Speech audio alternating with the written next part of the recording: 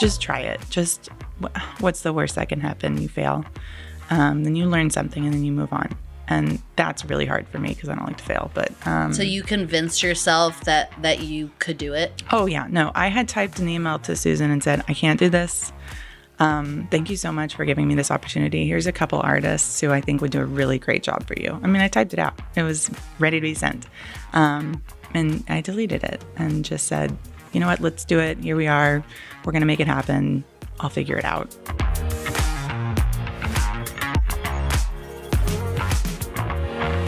Hi, I'm Courtney Gumbleton, and welcome to the Founders Club podcast, the show where you'll hear the incredible stories of the unapologetically ambitious women founders who are redefining the wild world of entrepreneurship in Texas.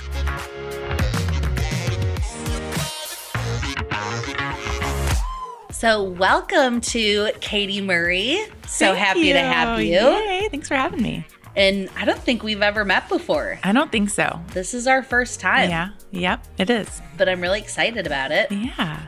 So one of the things I always love to start with is childhood. I just love, especially since we've never even met before, I'm like, what was Katie like as a little girl? Extremely shy. Really? Yeah. Oh, definitely. Yeah. No, I tell my friends that I used to let my parents just talk for me, and they like to talk, so it kind of worked out. I would hide behind them, and people would ask me questions, and they'd answer for me. And then as I got older, I remember my dad being like, Diana, you have got to let her answer her own questions that these people are asking. I just, I was just a total introvert, and I think I still am now, but I find myself really getting a lot of energy from friends and family and parties and things like that. So it's not necessarily that I want to like talk during these things. And I'm not a great chatter, but I like to be around a lot of people, if that makes sense. I like to observe, and I like to explore other like psychology and sociology. I wish I would have studied those more in college. I'm very interested in how people work. Interesting. So that is pretty fascinating. Yeah. But as I feel like through my art, I just feel so comfortable with it and with what I do. I think that's always been an outlet for me, even as a kid. I've always painted and drawn and thought I was going to be an artist when I was little. I've always taken art classes. I didn't know how it was going to be incorporated into my adult life, but I knew that I wanted it to be somehow.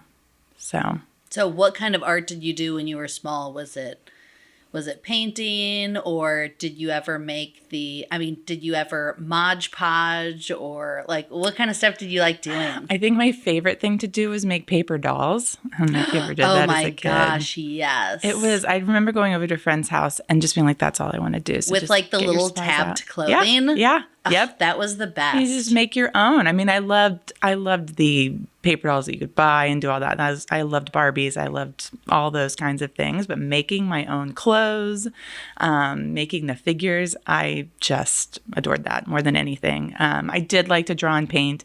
I don't think technically I had taken enough classes so that I knew what I was doing. That didn't come until later. And I wasn't necessarily an abstract art. I don't even think I knew what that meant necessarily. But my parents were always taking us to the museums, and they always had those kids' activities there. So I was always doing whatever the assignment was. I knew how to follow an assignment. Did you ever paint the like acrylic little things that you put in the windows? Oh, yeah. Just like a paint by numbers. Yes. And it was, yes. Yeah. Did you ever do like the rug loom thing? Oh, yeah. Oh, Were those great? So great. And then the pot holders? Oh, yeah. Man, I feel that. like we used to, our generation, I'm guessing we're probably around the same age. Mm-hmm. That was like those were the best activities. Oh, it was the best. And we just got so much joy from making a pot holder. I know. Kids of today have no idea. No. Like our expectations were not very high. No, They weren't. I mean, even look at like puzzles today. Oh, yeah. I mean, the puzzles I did back then had like a kitty on it.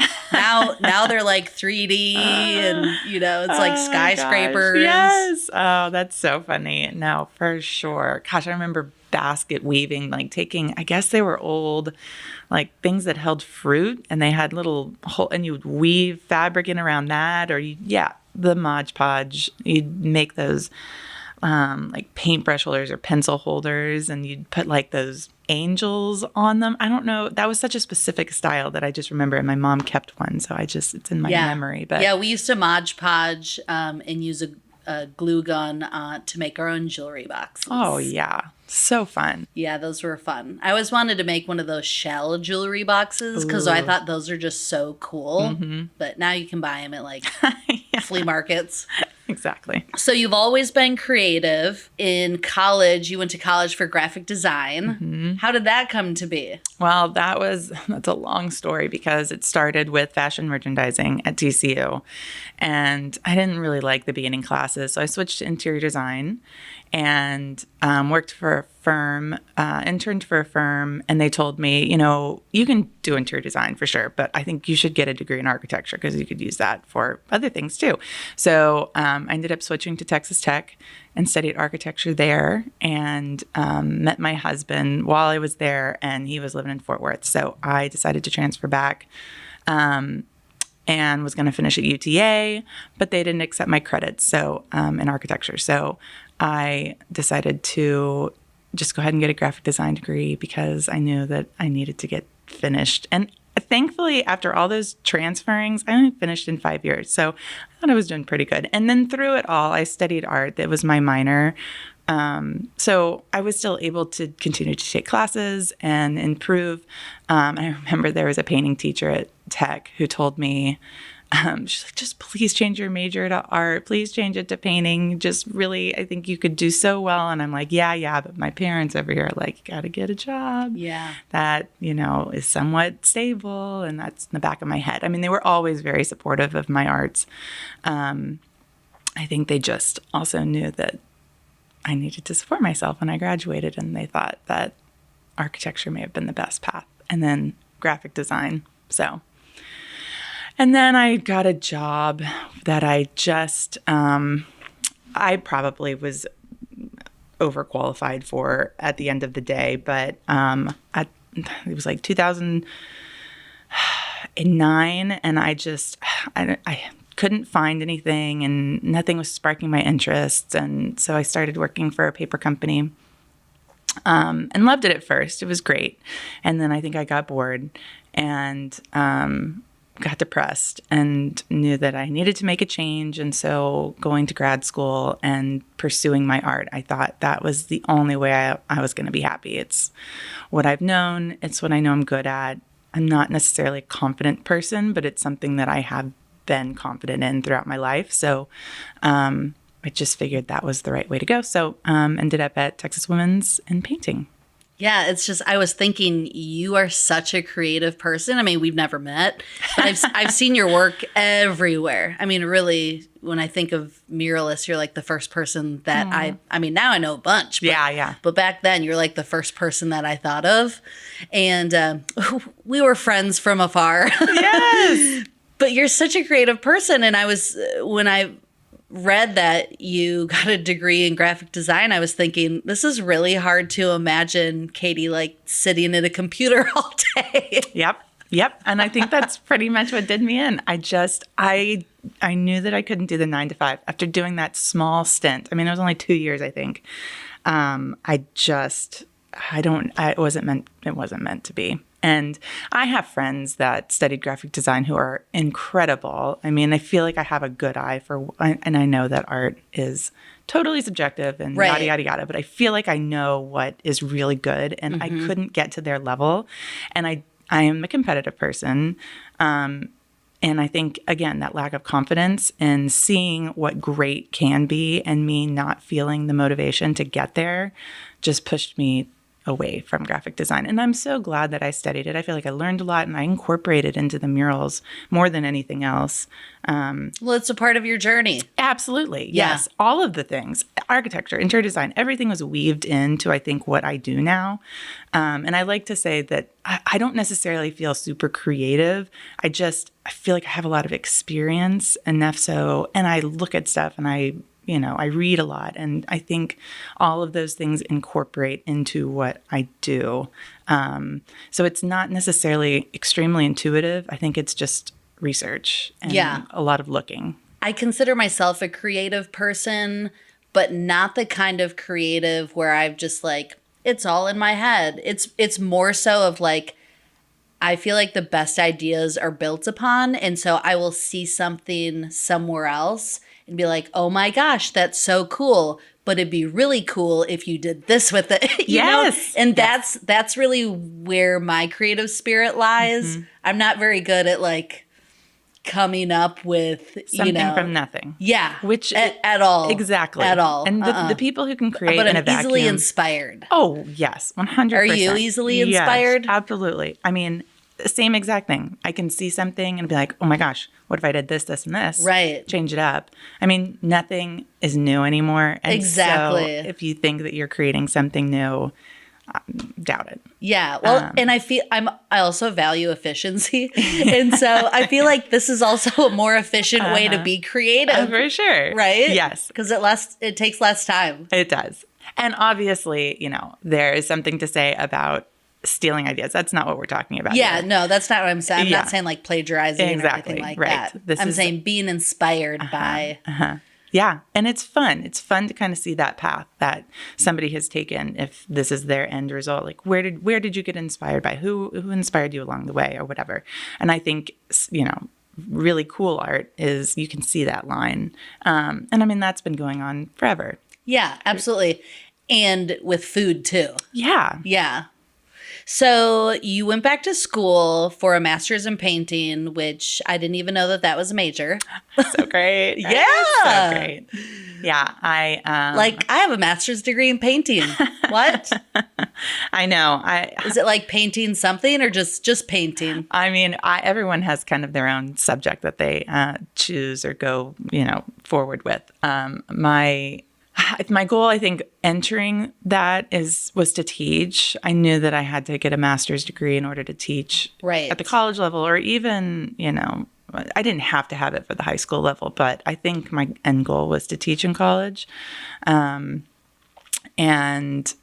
so that's really why I went back. And so I was teaching along the way. I taught drawing and I taught a painting class while I was there. And that kind of paid for my degree, which is another amazing thing that TWU offered. Oh, that's awesome. Yeah. I just love them so much. Mm-hmm. Yeah, they are great. They're so great. And I had some great professors there. And they're super supportive of women entrepreneurs. It's awesome. Yeah, they are. They are. So I ended up getting pregnant while I was there and cut it a little short because I just got my master's of arts as opposed to my master's of fine arts, so MA versus MFA. And I wish that I would have stayed longer, I think just to extend my education. I could be in school the rest of my life. I love education. And, well, it's never too late. Oh, that's true. Oh my gosh. Yes. Now I think about when my kids are grown, would I want to go get another degree in?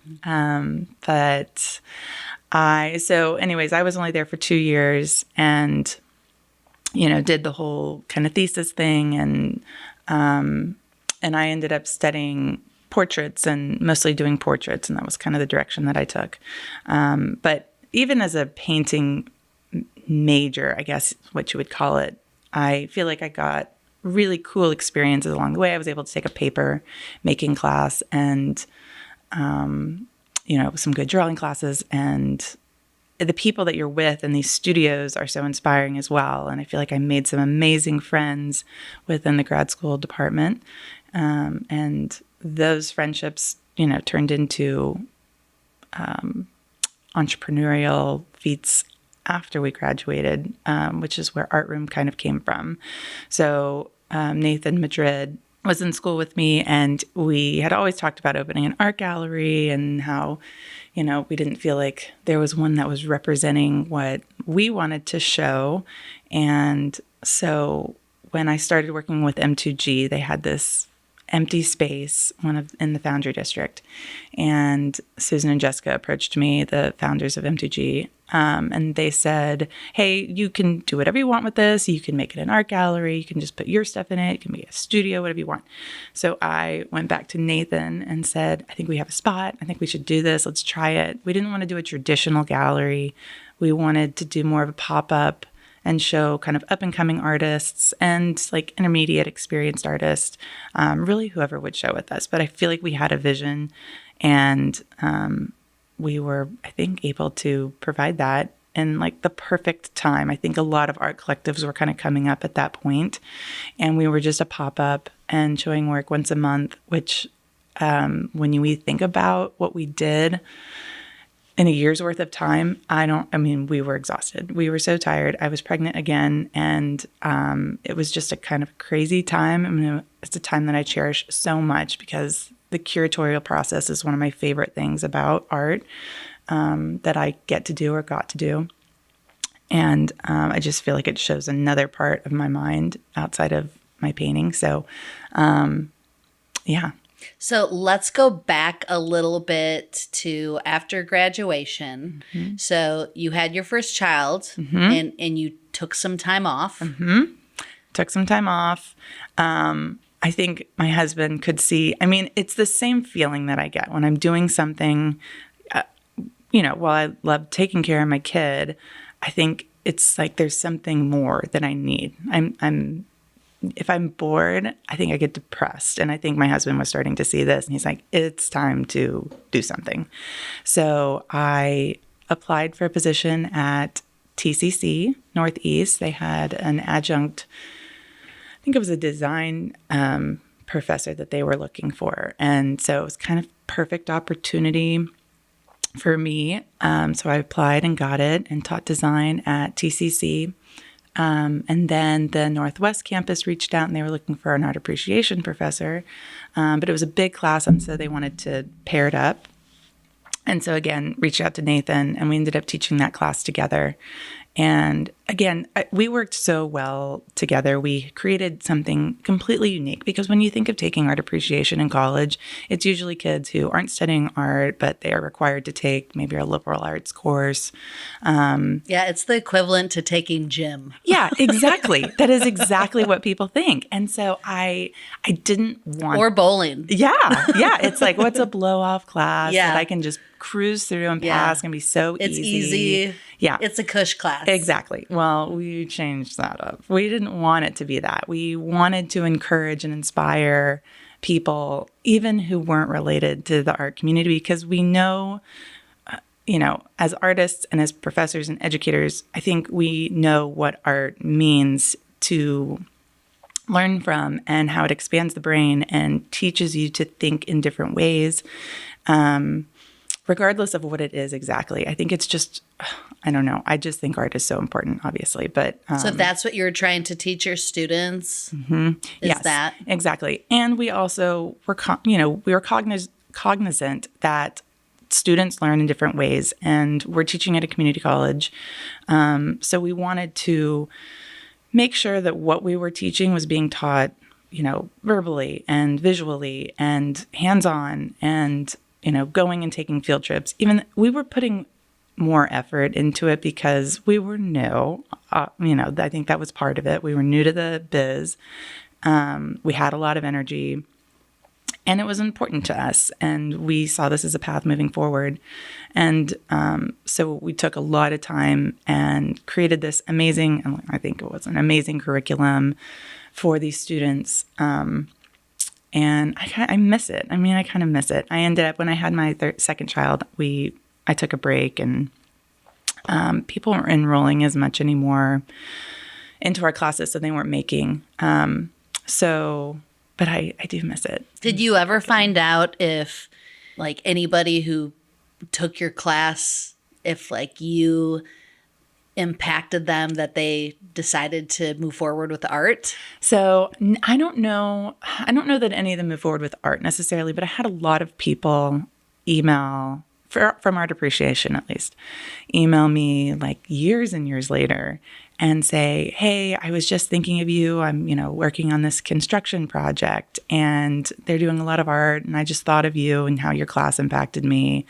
And how you just kind of taught me what art means. And now I'm working on this construction project. And so I can see it incorporated in my everyday life. And so things like that, that makes me feel like I made an impact in one way or another, even if it was just one student per class. Yeah. It just made me feel good. Well, we always say same thing with like giving a presentation somewhere.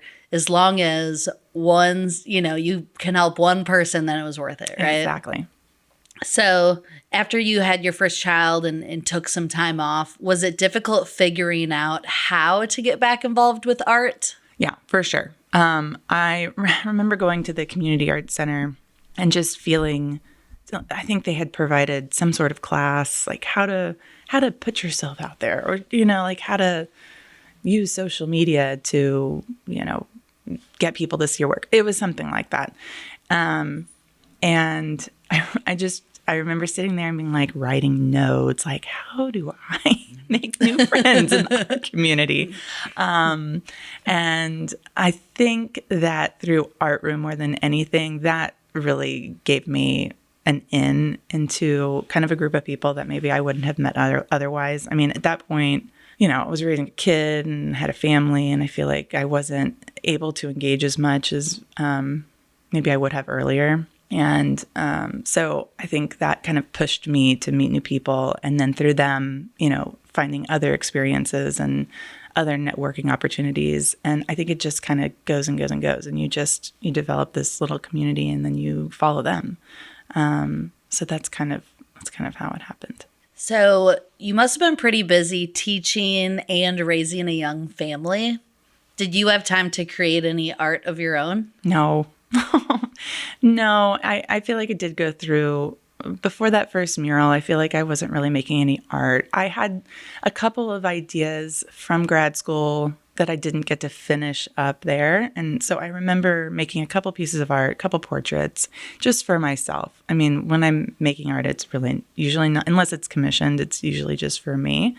I don't necessarily have any intention on selling anything. So I did that, and then I really just took a break. I think it was a lack of confidence, feeling like I had lost my ability, when in reality, it is just like riding a bike. You can pick it up again. You've trained your hand to do the things. It's a hand-eye coordination, and I know that I can do it.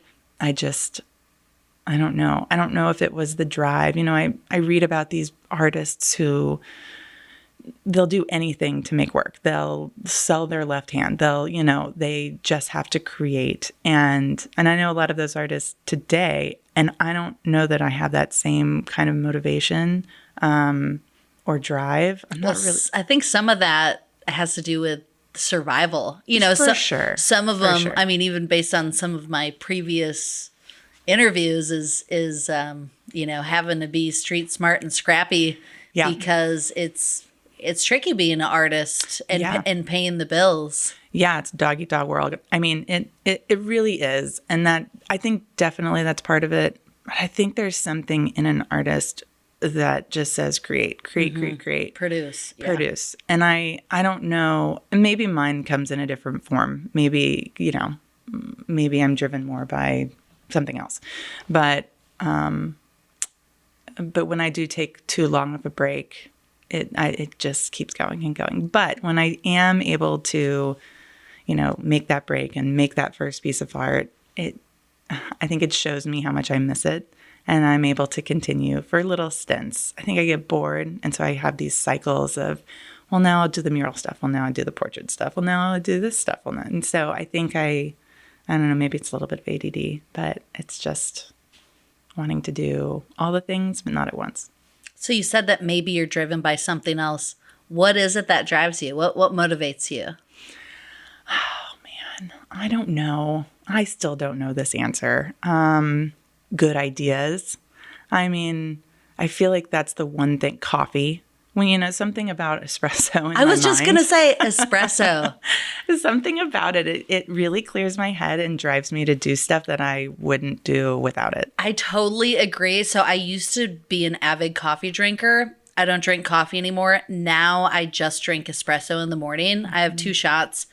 And I'm telling you, I am like at my best. Yeah. My mind is, and I'm like, look how productive I am. Yeah. No, it's some sort of funky drug that is, I like. And I don't have espressos every day necessarily, but if I need to get something done, I am having a shot of espresso.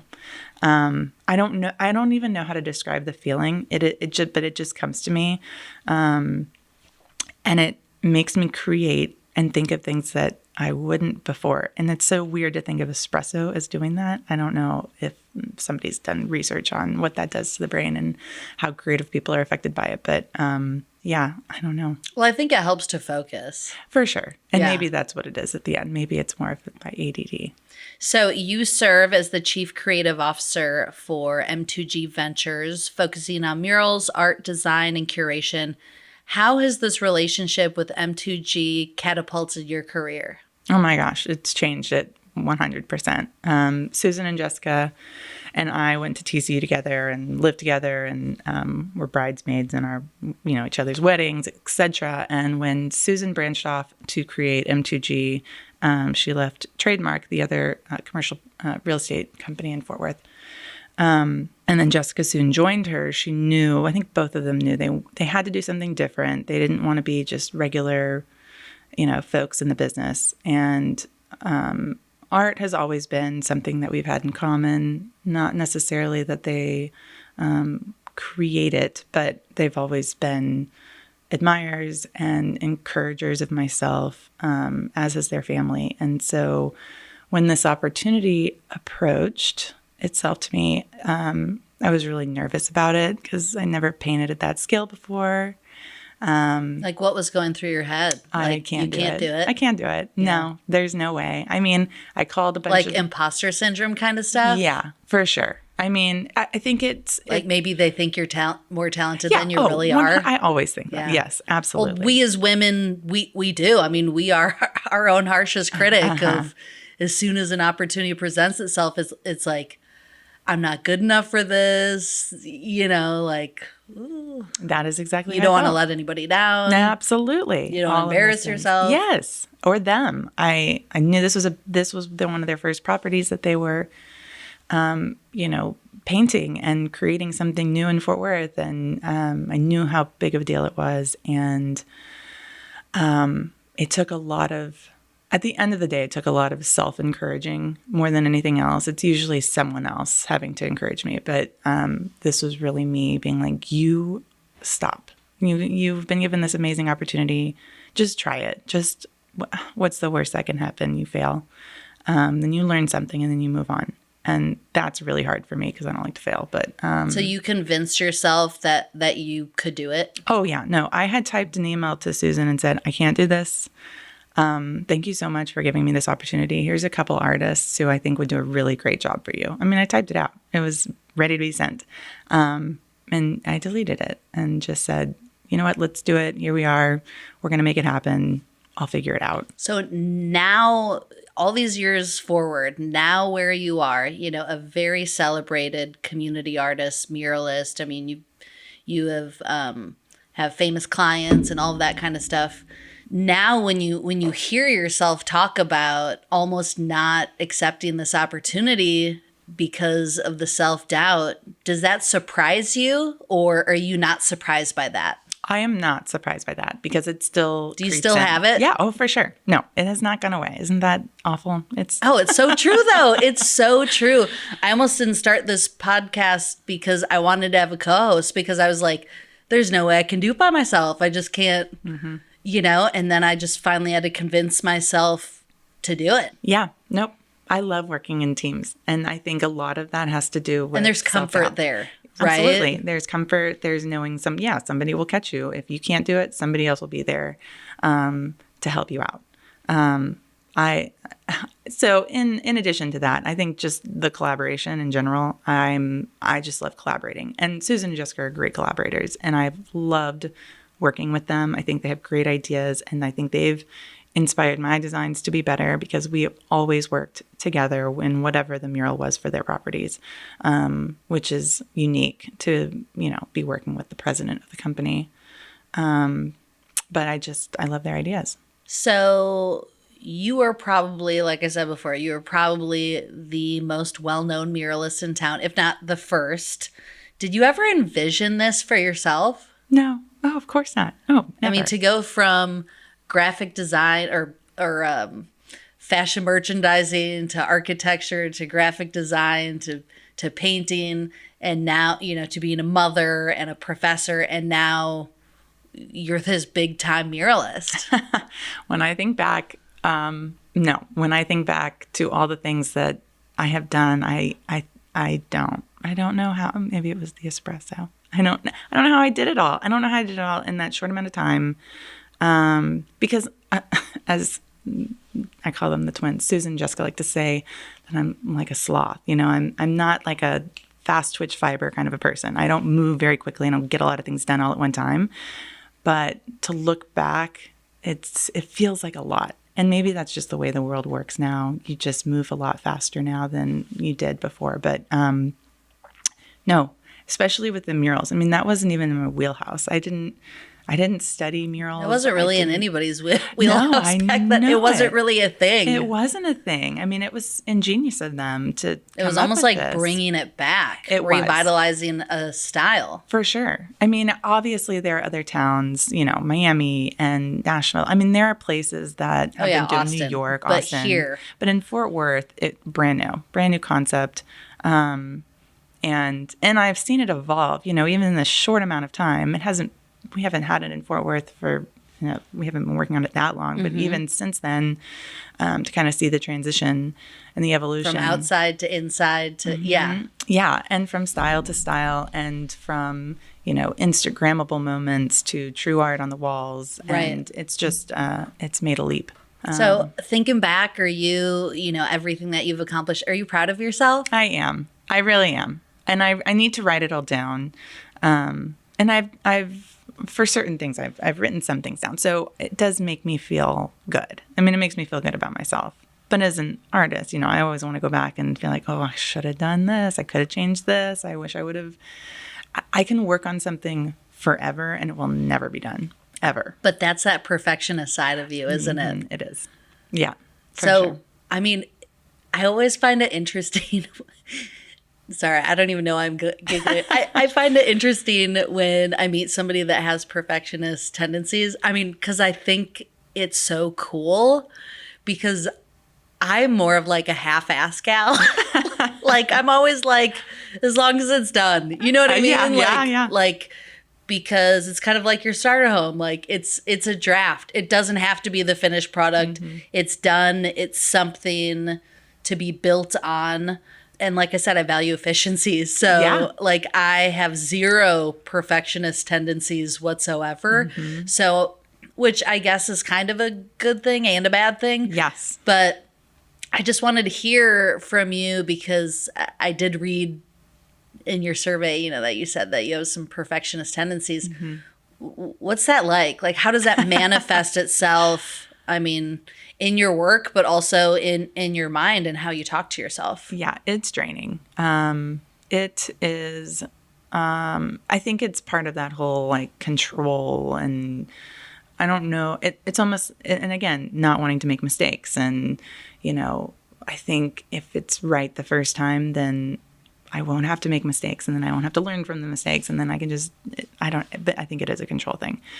So it's exhausting. So is it more about you or more about like not wanting to disappoint the client? I think it's both. Okay. But I think for me, if I'm happy with the result, even if the client isn't, I mean, I am a people pleaser, mm-hmm. but with my art specifically, if I'm happy with it, then I'm okay with somebody else not being. Yeah. That makes sense.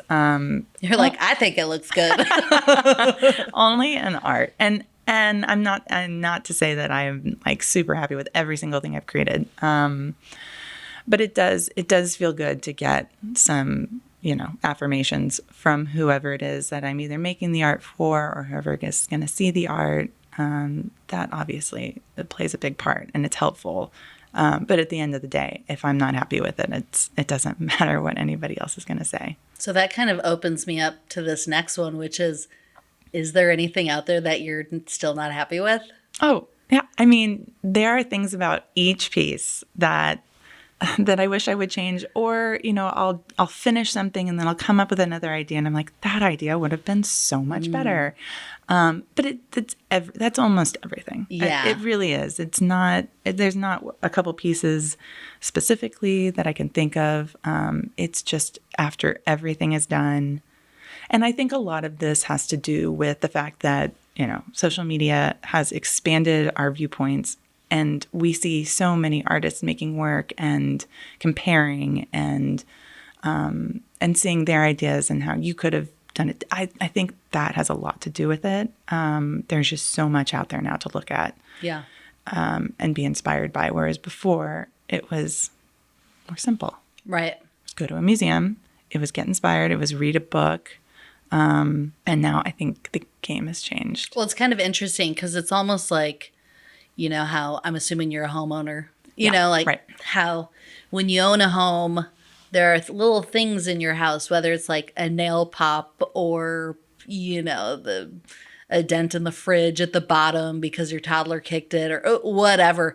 There are little things about your house that only that bother you. Yes. And so whenever somebody comes over, you're like, oh, God, I hope that they don't see that. Yes. But what's funny is whenever they come, they never see that. You're the only one who sees that and knows exactly where those things are. Mm-hmm. And it sounds kind of similar like with your art. It is. It's like everybody else is looking at your art like, this is incredible. And you're like, I would have used a ruler right there. That line could have been straighter. Oh, it's so true. It is so true. So I read that you didn't even tag yourself in your first mural.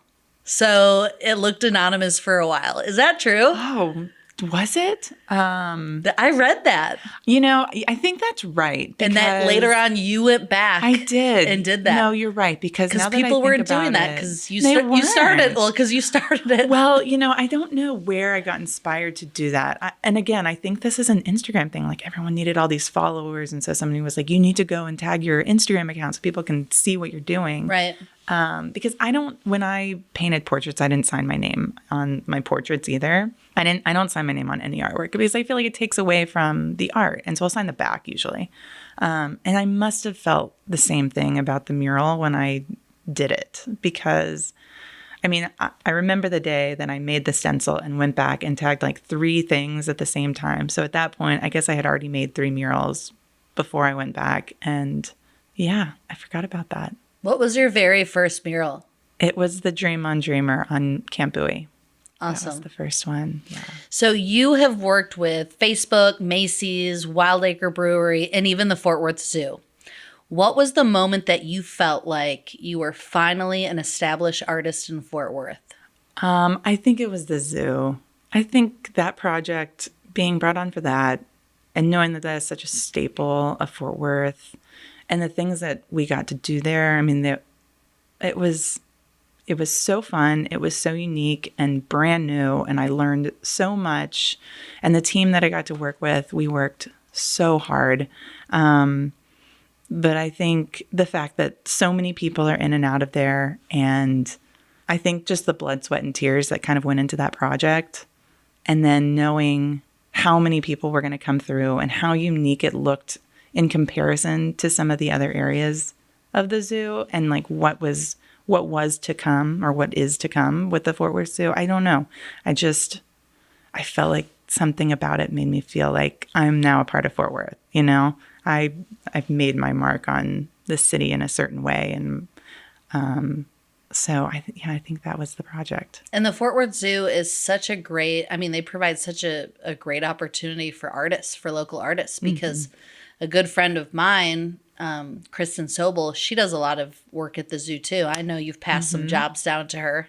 Yeah, she was there the same time we were. We were working on the same project together. She was on the side with the hippos, and then we were on the side Yes, with the she vendors. was. You know. Which side were you on? We were with like where the vendors and the restrooms are. Oh, and, okay. Where they're All the tribal stuff? Yeah. Yeah. All the stuff. They wanted it to look very similar. And I have not been to Disney World in this area, but I guess there's an area in Disney World. Yeah. That is similar to this. But I want to go. Yeah. You want to go to Disney? Yeah. I do. Can you take my kids with you? No, I just want to go. I just want to go as an adult. Oh, that's awesome. Like with a girlfriend. Oh, fun. Not like the bring your kids. I'm looking for a different experience. So, weren't you in Fort Worth Business CEO magazine? Yes. Yeah, that was crazy too. That was, I think I was working on my second mural at that time. And that was one of my first interviews where they brought me into the office and kind of sat down and kind of had a full length interview. I think that was one of the first ones. So that was kind of cool. It wasn't necessarily. Was it kind of like surreal? Well, I mean, they don't reach out to a lot of artists. Right? I know. No, it's true. And I know it was in conjunction with M2G. And I know that they had been, they were working with them on this interview process as well. And so I was just trying to answer what I could. Because a lot of it was about the company and I just didn't know enough necessarily. Neither did I really know enough about the murals because this was just my second one and I'm just learning too. So I think it's taken a couple interviews for me to feel a little bit more comfortable with that process. I also don't love to talk about myself necessarily. Well, then you're in the wrong place. I know when people ask me, I just, it's just funny because. Why don't you like talking about yourself? I don't know. I love talking. Is it like that shy little girl comes back in? Probably. Should have I asked your mom and dad to come so that they oh can answer the questions for you? It would have been so great to hear them. Everyone is better at talking about me than myself. No, I'm kidding. I think because a lot of times I don't give myself enough credit and it's easier if somebody else can do it for me. Yeah. It's those perfectionist tendencies. I know it. You don't want to say the wrong thing. I do not. There's no such thing here. So many of your murals are dream themed. Can you share with us what the inspiration is for this trend? Yeah, sure. So the first one, me and Susan and Jessica kind of deemed ourselves as these dreamers, these girls who were just getting started and were, starting technically their own businesses, me with not even knowing it at the time, but kind of the mural business and them with the commercial real estate. And so we knew that Dreamers was kind of the initiative to the three girls and also us being three girls. So that's kind of where I started my research with the murals and with any art. I do a lot of research beforehand. I asked Susan and Jessica and I ask all my clients now, like, give me some words that describe what you're trying to do here and maybe some visuals or, anything you can give me so then I can then go research the heck out of it and then figure out what kind of rabbit hole I will escape down to create the end result. So I think I still have the notebook with everything I wrote down from our original meeting. And then I just went and I look up definitions of words and then I look at the thesaurus and then I find those words and then I'm, in Wikipedia and then I'm at some art gallery, website. Is that the part that you enjoy the most? I think it is, the research part? Yeah, I think it is. Oh my God, me too. I just love, that's why it's so funny, making a business plan, not exciting. Yeah.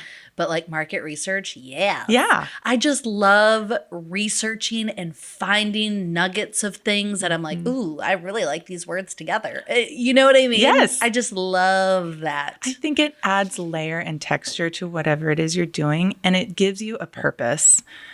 Because otherwise it's going to feel very flat. It's just going to feel like this is something that I saw somewhere and I'm recreating it because I thought it looked cool. Yeah. But instead it's almost like, hey, this is proven. Somebody else did it. It's proven. It's tested. Yeah. It has depth. Let's get rid of the crap qualities and make it awesome. Yes, for sure. No, it's my favorite part. And I really do feel that it makes it easier for me in the next steps. I mean, it just lends its way to that. So yeah, it's really Susan and Jessica. And so the Dream on Dreamer was the first. And then I think the Foundry District, I think that was the second one. It was kind of intertwined with the Magnolia Dreamer mural.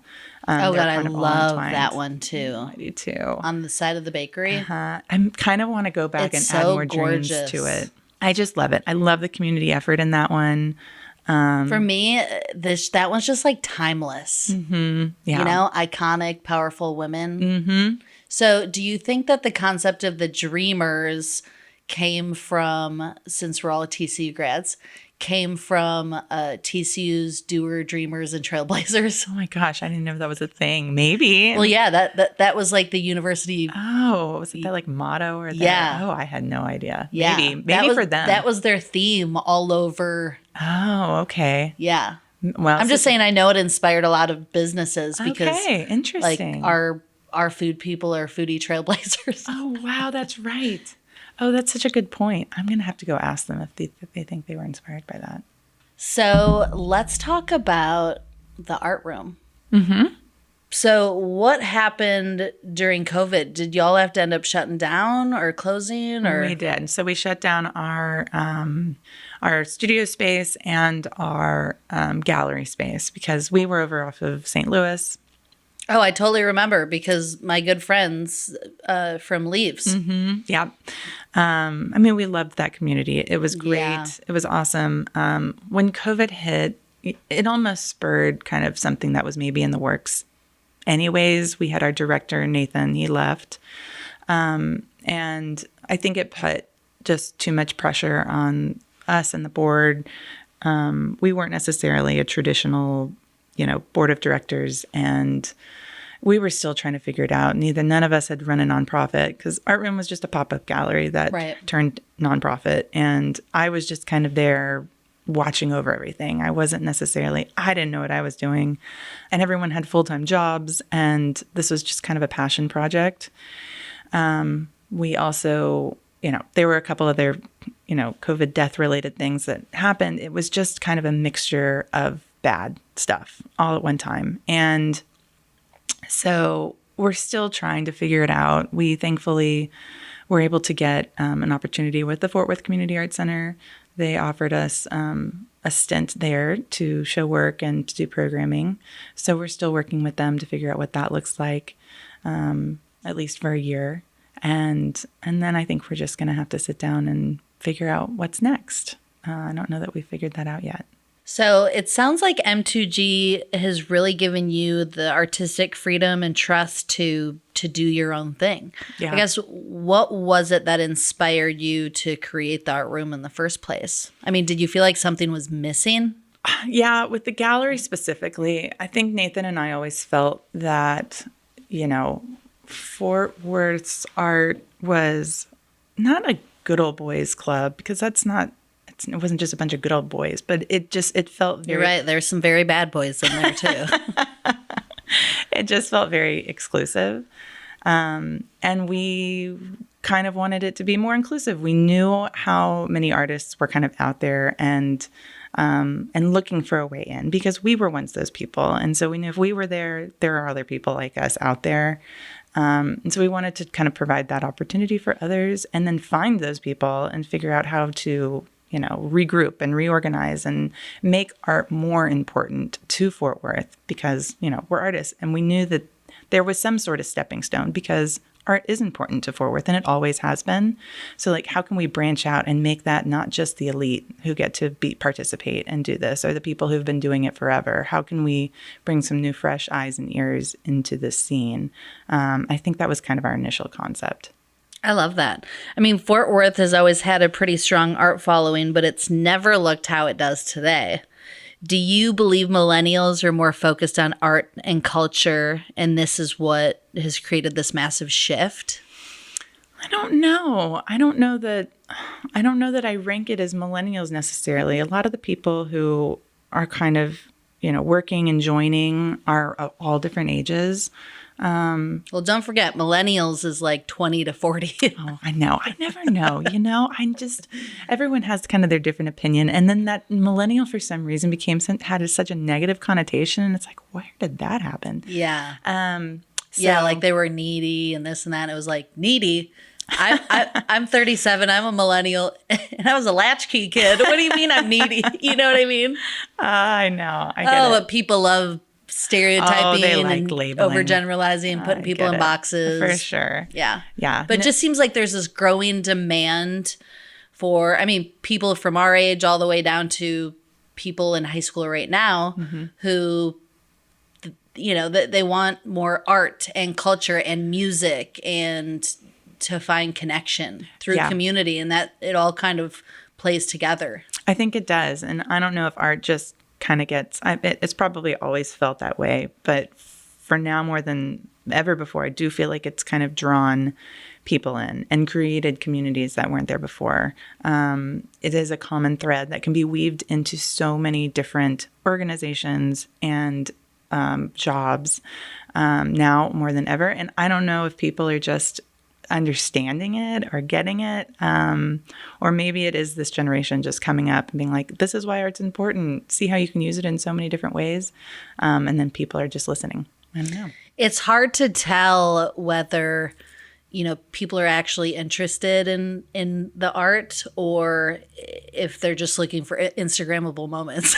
I know this is a struggle that I have. And so I wanted to ask you, what are your thoughts on companies hiring people to create these Instagrammable moments on their buildings? Because, I like to travel just like you.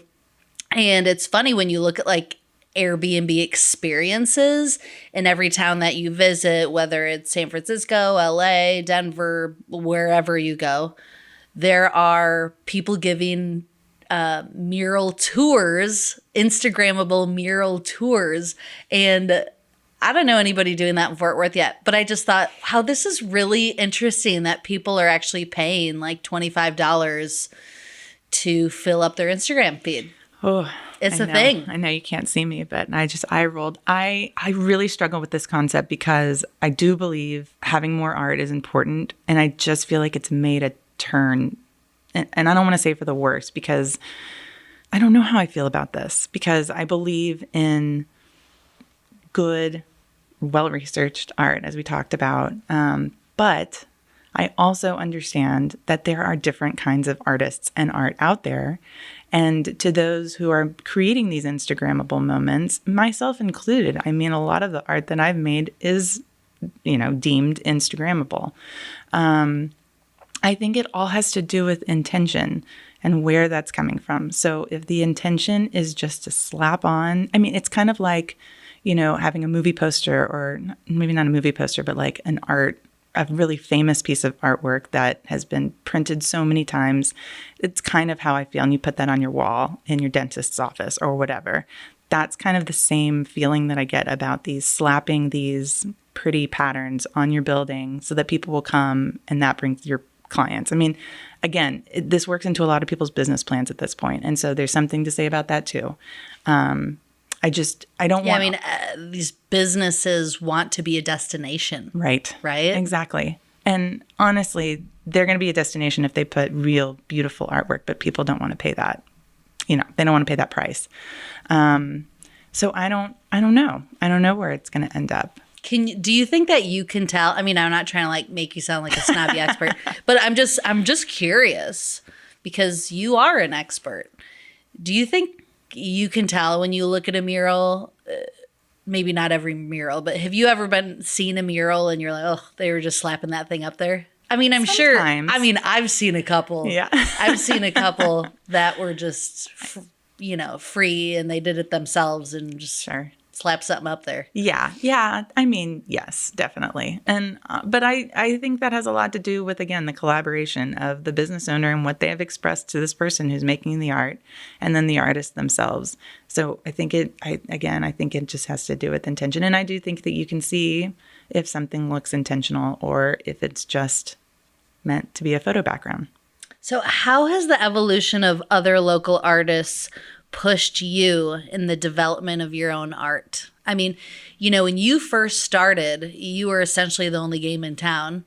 And now there are a bunch of muralists. And not only that, but the city of Fort Worth and some different groups have brought in muralists from New York and across the country, adding more competition. How has that kind of changed things for you? I feel like it's encouraged me to find my focus, to find, I go back and forth about this because as a muralist who's running a business, you have to kind of meet the client's needs, and you hope that they're hiring you because they like your style and your work. But sometimes they have an idea that they want, and I'm lucky enough to be able to kind of chameleon my way through a lot of commissioned murals. On the other hand, when I see some of these artists out there who are creating work and immediately, you look at their work and you say, well, that's a so-and-so or that's a so-and-so, and how beautiful and how cool that they get to make their own style and people are hiring them for their own style. So I feel like that's kind of become my new mission and people will say that, you have a style. We know when we see your work, and I think there are definitely certain pieces out there. I think I just want to evolve even more so, maybe even to bring some of my portrait style into the mural work. I think I've just been too nervous to do so. And also, I have not necessarily had a free wall where they're like, do whatever you want recently. Has that ever happened? Yeah, I mean, specifically with M2G. I mean, granted, we had a lot of collaborative tendencies, but for the most part, they were really good about allowing me to kind of do my own thing. But I think because the portrait stuff seems more personal and, portraits, although they are becoming more popular, I just didn't think anyone would necessarily want to see my portraits on the wall because it's just some random person. But, I don't feel that way, but I know other people may, or maybe they won't. But regardless, I think that I just love your style. I right. saw a portrait that you did not that long ago of Caitlin Courtney that I think she bought. Yeah, she did. And I was like, oh my gosh, I just love this. It's just so great. Thank you. That's the kind of stuff. So that's the kind of series that I'm trying to work towards on a small scale and eventually hoping to get that onto a larger scale. But just kind of honing in my own style and figuring out what that means. And I think that's what all of these artists have kind of pushed me to do. Have you ever thought about moving from canvas to jean jackets or pants or even manufacturing prints? I mean, Cool. No, I painted a jumpsuit just for myself because I think it was Snowpocalypse. And I was so bored. And Jeff had bought me these white dickies to paint in. I was like, maybe I'll just paint this. I don't have a canvas at home. I'll just paint these. And then I ended up painting one for actually Caitlin's daughter. That was really fun. So yeah, I would love that idea. I love the idea of branching out and finding something new creatively to do. Yeah, there's a woman, I can't think of her name, but she is in Dallas and she has a business where she paints like cowboy hats. And They are just so cool. I just love them. They've got flowers all over them. And I'm just like, that's what she does. Such a cool idea. It's just so cool. It is so cool. But it's just like the overall same thing. Mm-hmm. And I think, again, with that, I have this conversation with a friend. It's like as soon as you can make money on something, you want to do something else. I'm not driven by money. And so if I made those coveralls and people are like, oh, I want one. I'm like, moving on. I don't want to do it anymore. I don't want to do it if it's in high demand. And I don't know what that is. I don't think I could just stick to one thing, even if it blew up and became super popular. I don't think I could do it. It wasn't fun for you, like having a new medium? It was fun. That's the best part. I think having that and then doing it that one time and then getting to move on. I think the monotony of doing something over and over again gets to me. So what's next for you? I'm trying to clear my schedule so I can work on that portrait series. I don't know. I have a couple things to wrap up at the end of this year, a couple murals, and then I have a couple that are spilling into January. So at this point, I'm out until February, and I'm wondering if I can just hold on a little bit to try to get some of these portrait commissions and then my own portrait project underway. I think I just have to be really firm in myself because if I get an email that seems super exciting, I just take it and then, and then I'm just off. And then I feel like these come in waves where I'll get 5 emails one week, wanting a mural or to work on a project. And I think the best part is a new opportunity for me. It's just exciting. It's and fun. the most fun. It's the most fun. And so I'm like, yeah, I'll do it. Of course I will. And then I look at my schedule and I'm like, well, there goes the rest of the year. And now I have not done what I said I was going to do. So that's something that I just have to work on. So let's talk about mistakes. Doing the painting the murals. Have you spilled paint or used the wrong color or fallen off the ladder or, obviously things go wrong. So they do. Give us some fun mistakes. Oh, man. There have been times, where I'm not very good at color. I love colors and I feel like I'm pretty good at colors on a smaller scale, but when it comes to the murals and color matching, I'm not as good. So there have been a couple times, I've painted with the color that I shouldn't have, or I don't think it looks right. I haven't yet fallen, knock on wood. I'll knock for you too. Thank you. So crazy. The scaffoldings, I've worked on some really sketchy scaffoldings and I've put artists on really sketchy scaffolding. So I definitely regret that. I feel like my biggest mistakes just come with a communication thing with clients, not communicating with them when I feel like something's going to take longer than it is, or, not evaluating my time properly. And, or I think my biggest mistakes that I'm most mad about is not charging enough. That's every artist, isn't it? Especially muralists. Yeah. You just, for some reason. It's hard to account for your time. It is. It's a lot. It's a lot of different And then the factors. weather too. The weather always affects things. It does. No, it totally does. Now, I've had ladders stolen. I've had paint ruined because I left it outside. Brushes. Gosh, the brushes hardening because I've forgotten to wash them. Yeah. And these are things that for some reason I continuously learn these problems. I'm continuously having those kinds of issues. I don't learn from those mistakes. But do you have like special painting clothes? Have you ruined a lot of clothes? So many clothes. And shoes, right? Oh, shoes, yes. Yeah. I need just a pair of boots that I can just destroy because I've ruined so many tennis shoes, so many fancy Lululemon pants. And I remember my friends being like, why are you wearing? I'm like, I don't have anything else. I know. This is what I have. I'm just wearing my PJs and some athletic shorts and pants. So I'm trying to get more into, the jumpsuits and the overalls and trying to dress for the job, like trying to market myself so that I am, this cohesive person who maybe dresses this way and wears this. And so that's something that's harder for me to do because I don't have time to put all of my energy into this business. If I did, maybe it could be something crazy and cool and unique and not that it's not unique, but cohesive. And I feel like I'm so scattered right now that it is just what it is. And I wake up in the morning and whatever that day holds, I will do. And I can't focus on anything else. Well, I just have one last question for you. It's the ultimate mom question.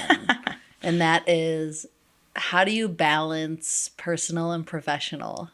I don't. Do you feel like women can have it all, or is that just bullshit? They can have everything that they want. Yes. No, I to a certain extent. If you're wanting to have a full-time or 80-hour-a-week job and then also raise your kids on your own, no. You have to figure out how to balance that. Yeah. Obviously. You can't. I don't feel, but I think you can have it all in the terms of I get to pick up my kids from school and drop them off and make their lunches and see them on the weekends because I don't take all the jobs that I, am thrown. I have to manage a very strict work week because, I only have enough time while they're in school. And while I have brought them onto projects, I don't like to do that because I'm only really able to focus on one thing at a time. And if I'm focusing on work, they're going to suffer because I'm going to be upset because they're very wild. You'll be short. And I will be short. And I don't want that for them. So it's been 8 years of trying to figure that out. And I'm not perfect and I'm not doing the best job that I want to be doing at it, but I'm learning. And I have a great support system. My husband's great, as our families. And so I feel like it's just it's definitely been a learning curve, and I feel like I'm slowly getting there, but I still get hiccups when I want to be in two places at once. But I think, you have to just set your intentions and figure out exactly what you want to do. And I absolutely think you can make that happen, for sure.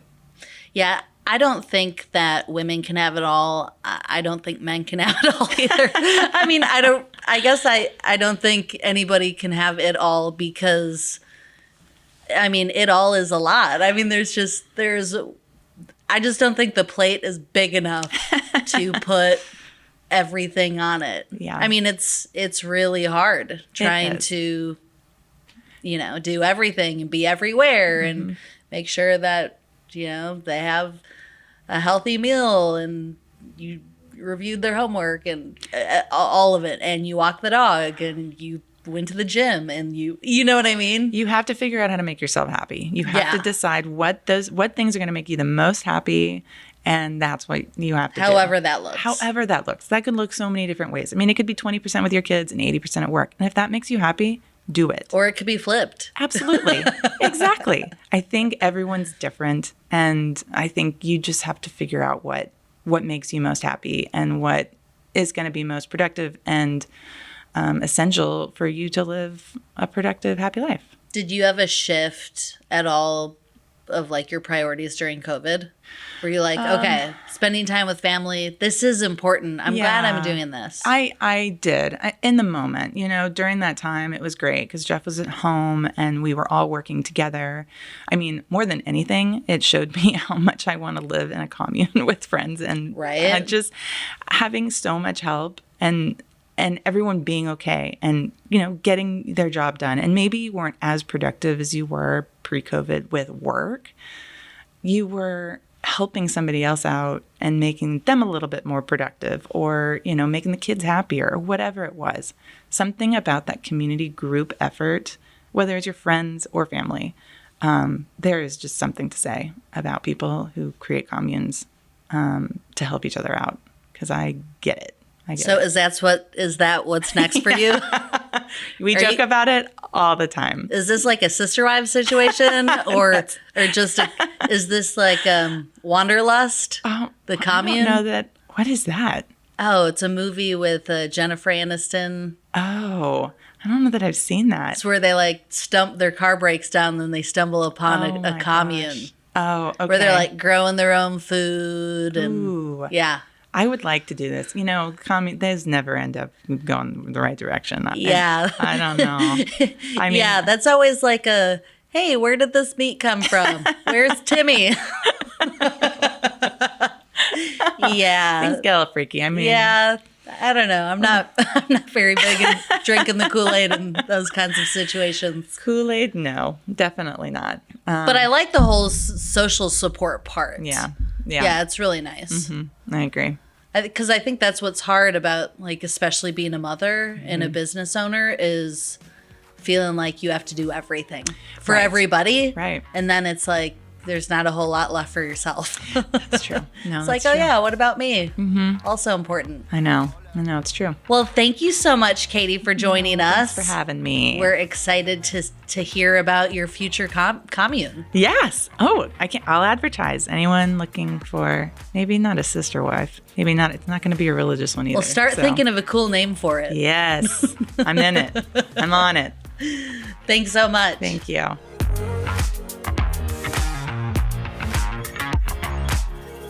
Thanks for listening to this episode of the FoundHers Club, where women aren't just building a business, they are building themselves. Follow us on Instagram, Twitter, and Facebook at FoundHers Club. Or you could visit our website, foundhersclub.com. Send us any questions you have or recommendations for future podcast guests. Even better, you could spread the love by subscribing to the FoundHers Club on iTunes. And if you really love us, leave us a 5-star review. This will help other listeners just like you find us. Now go share your magic with the world.